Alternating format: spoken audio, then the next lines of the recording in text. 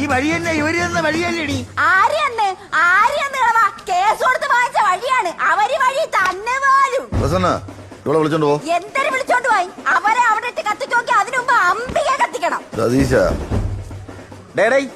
വേറെ ആരുമല്ല, കരയവും പ്രസിഡന്റ് പറഞ്ഞിട്ടാണ് ഇങ്ങോട്ട് മാറ്റിയത്. പ്രസിഡന്റാ പ്രധാനമന്ത്രിയാന്ന് എനിക്കറിയണ്ട. ഇത് ഇപ്പൊ എന്റെ വഴിയെടുത്തുന്ന മാറ്റിലേക്ക് നീയൊക്കെ സ്വപ്പം വിവരം അറിയും.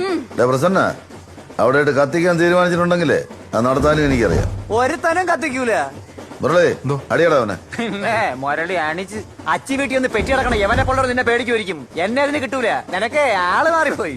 പ്രസന്ന ഞാൻ എവിടെ കിടക്കട്ടെ, നിന്റെ അവിടെ വന്നില്ലല്ലോ. ഇതൊരു മരണം നടന്ന വീടാണ്. നീ വെറുതെ ഇവിടെ കിടന്ന് അലമ്പുണ്ടാക്കരുത്. മുരളി ഇനി സംസാരമില്ല, അടിക്കാവനെ.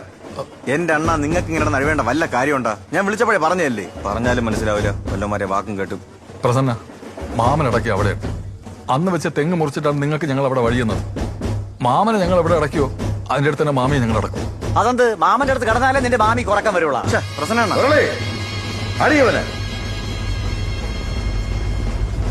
അടിക്കാവനെ. നീ ഒന്നടിച്ച് നോക്കിയാണ്. ആ പ്ലാഗം പൊട്ടി അവനെ അടിയടാ. പ്രസിഡന്റ് ആണോ പറഞ്ഞ? അടിയവനെ.